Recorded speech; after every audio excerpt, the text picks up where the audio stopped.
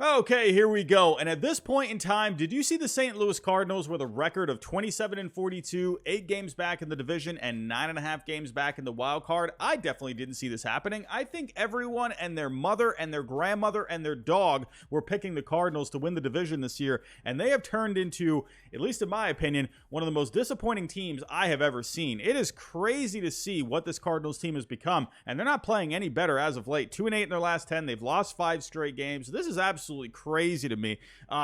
Could the Cardinals get this turned around? Yeah, sure. They still rank pretty well when it comes to the numbers. They're 10th in offense on the year. Their starting pitching, remember, got off to a really bad start, but they're 15th overall. They've gotten a little better lately, and their bullpen is still really solid, 11th in Fangraph WAR. So sure, could they turn this around? It's June 16th. They still have time here, but as we draw closer and closer to July and the trade deadline, I mean, you're going to have to start thinking here. The Cardinals might have to sell if they don't get any closer here. I mean, 8 games back is already daunting enough.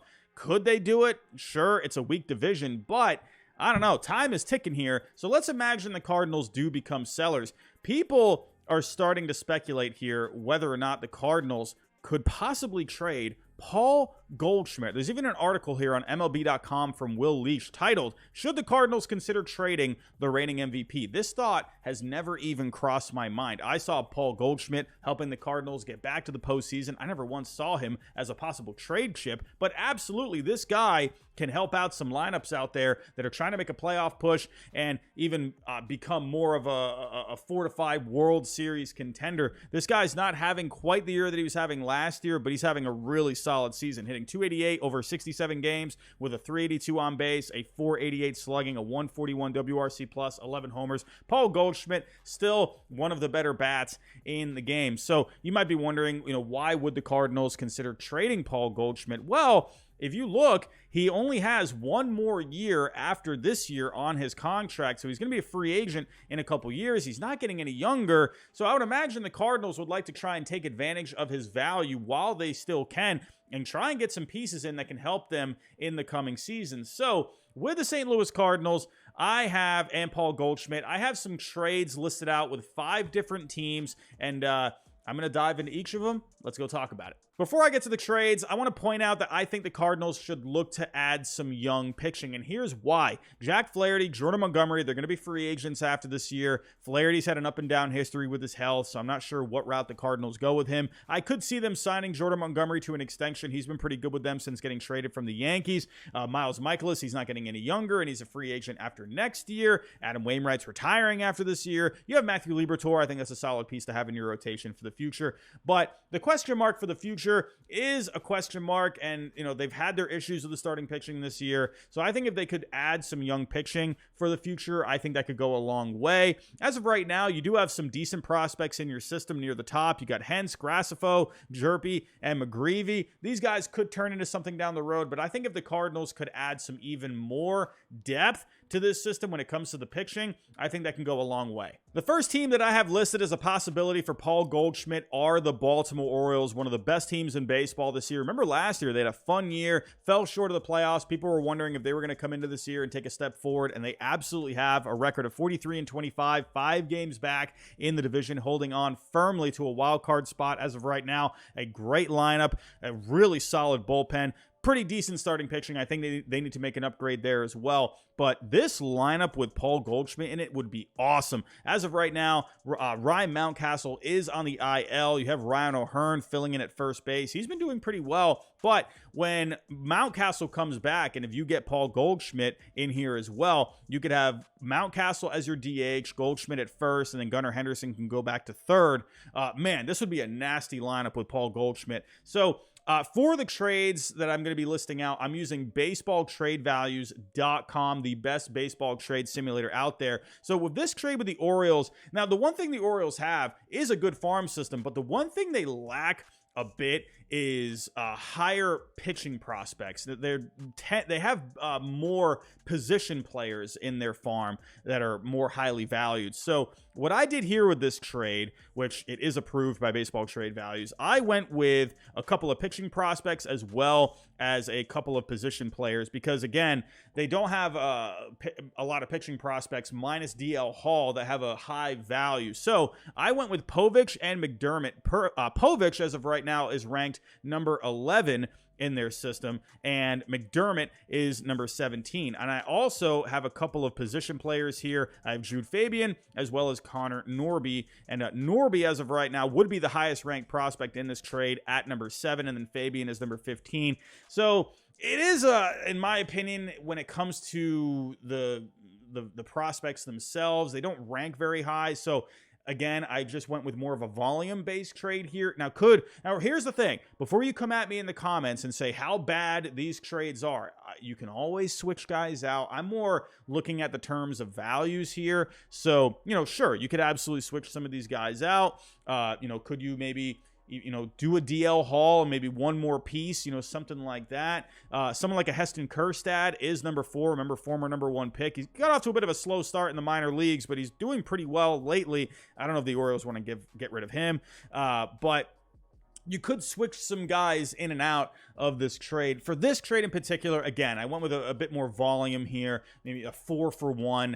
I don't know. But I think the Orioles, if they could work something out and if they can get Goldschmidt in their lineup, I think that would be absolutely fantastic. Up next, I have the Miami Marlins. The Marlins have turned into a fun team this year, a weird team. I actually did a video on why the Marlins are the weirdest team in baseball. You can see that video pop up somewhere up here. But the Marlins, they're a fun team this year. 38-31 as of right now. They're in the mix for a wild card spot. And this pitching staff for the Marlins has been really good. I think they could add another bat. Their offense has been pretty solid over the last month, but I think a bat like Paul Goldschmidt could go a really long way. You've had Luis Ariz basically turn into the modern day Ty Cobb. Jorge Soler's been hitting bombs. Brian De La Cruz, Jesus Sanchez, they've been stepping up this year. You've had guys stepping up in different spots as well. But if you have a chance to add a bat like Goldschmidt, I think they could go a really long way. Garrett Cooper, I've been a Garrett Cooper fan in the past, but that would be a huge upgrade at first base. I definitely think if they could do it, they should do it. The question with the Marlins is the payroll. That's one thing with them. They've always had a little bit of a hard time spending that kind of money. But if they can decide that they can make this kind of a move, adding his salary for this year and then the $26 million for next year, I think that would go a really long way. So the trade that I have listed out here, I have Goldschmidt to the Marlins, and then I have a couple of pitching prospects going to the Cardinals. We got Eater and Fulton, the number 4 and 5 prospects for the Marlins as of right now. And then I have Victor Mesa Jr., the number 14 prospect. He's a guy that could be an all-around player. He's got a 55 hit tool. The power still needs to come along, but he's got a good arm out there. He's good in the field. I think this would be a pretty nice trade for the St. Louis Cardinals. Maybe you could even add another piece to maybe, entice them even more. But I think the Marlins could be a great fit. Up next, I have the New York Mets. Why not go from one disappointing team to another disappointing team? The Mets have been spending all the money in the last couple of years, but that record is no bueno. 32-36. They are still in that wild card hunt, so a big second half and they can make the playoffs, but they need to get this turned around. I think a bat like Goldschmidt will go a long way for them. I've been saying this now for a while with the Mets. I think they need one more bat. They did lose Pete Alonso, but he should be coming back soon. Reports are looking good on the wrist, but if they could add Goldschmidt to this lineup, and then you could have Alonso and Goldschmidt, sharing first base and designated hitter, I think that would be huge for this lineup. Now, the pitching has been the issue with this Mets team, but could they maybe use these prospects to go upgrade their pitching? Sure, I can see that argument, but I definitely could see the Mets adding a bat here. So the trade that I have listed out for the Mets, obviously Paul Goldschmidt, and then for the Cardinals, I have a package of Alex Ramirez, Blade Tidwell, and Vasil. If we go take a look here, Ramirez is their number 2. We have Tidwell at their number 5, and then Mike Vasil at number 8. So, Tidwell, this is a guy, the ERA is a little high in the minor leagues, but he's striking out a lot of guys. Vasil is having himself a pretty decent year in AA, over 10 starts, a 3.71 ERA. So I think this could be a pretty decent package. Now, the question is, do they want to use these prospects to, first off, do they want to even be giving up prospects? The Mets are trying to really beef this farm system back up. That's why they've been spending the money on these players so that they, these players can help them at the major league level while they try to build up the farm system. So do the Mets really want to be giving up prospects, for a guy that's, going to be a free agent after next year? Or would they rather use prospects on, maybe a pitching upgrade? Or do they even want to use prospects? So, but this is the trade. I could see a fit here with Goldschmidt on the Mets. Staying in the NL East, I have the Philadelphia Phillies. The defending National League champions have been playing great baseball as of late, 8-2 in their last 10. They've won 3 straight games. They're a game and a half back in the wild card race. The Phillies, if you remember, they lost Rhys Hoskins for the year. Now, they've been having Cody Clemens playing at first base. He's come up with a couple of big hits for them, but Paul Goldschmidt would clearly be an upgrade here. Could you imagine this lineup with Paul Goldschmidt, Kyle Schwarber, Trey Turner, Nick Castellanos, Bryce Harper, JT Realmuto, and then Paul Goldschmidt along with, Bohm and Marsh? Oh my goodness, this lineup would be insane top to bottom. I could see the Phillies being a bit more motivated to make this trade than, say, the Mets, who, they're trying to, like I mentioned, they're trying to beef up that farm more. But I could see Dave Dombrowski being like, hey, we were this close to a World Series last year. We're going to go for it. We're going to try and make, this trade happen and try and add this back to the lineup. So the trade that I have listed out, we do a 3-for-1, Goldschmidt to the Phillies. When we have McGarry would be leading the package. So this would be a pretty decent pitching prospect for them, as well as infield prospect Lee, and then a relief pitching prospect in Keckering. Now, you could switch him out, with some other guys, but he is having a good year down in the minor leagues, so that's why I included him. But Griff McGarry, this guy, I think would be a really nice pickup for the Cardinals. 6 starts, a 3.86 ERA as of right now. You got Hao Yu Lee. This guy's been an on-base machine in the minor leagues. I think he kind of fits that mold of just like a gritty player, a guy that can get on base, get some hits for you. I would like him on the Cardinals. And then a guy, and again, I just kind of, threw him in here. You could definitely swap him out for someone else, but he's having a really good year down in the minors this year. 20 games overall, 1.19 ERA. But I think Goldschmidt would be a really fun fit for the Phillies here. They're just trying to get that World Series ring. Last but not least, I have the LA Angels. The Angels have 2 goals: make the playoffs and sign Shohei Ohtani long-term. By trading for Paul Goldschmidt, that's going to help accomplish both of those goals. The Angels are playing good baseball as of late, 8-2 in their last 10. They're only a game out in the wild card race. Could you imagine this lineup having Mike Trout,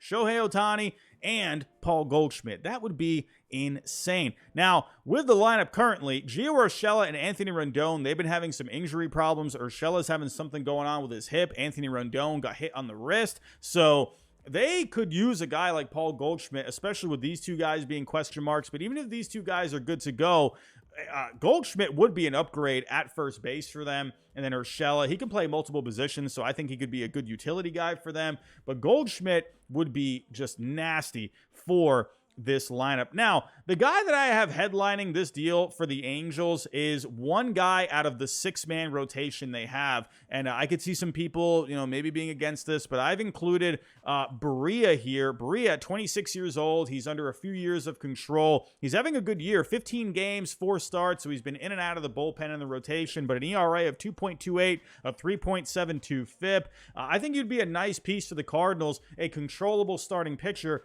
for the next few years. And for the Angels, they can, just put someone else into this rotation. I know they like the 6-man rotation. So Angels fans, let me know if that would be someone you'd be willing to give up for Paul Goldschmidt. I don't know. But the other 2 guys I have in this deal, I do have Bachman in this deal. I could see Angels fans being against that as well. He's been pretty decent so far with the Angels in the bullpen, but I've included him here. You could always swap him out with someone else. But then I've also included Rada.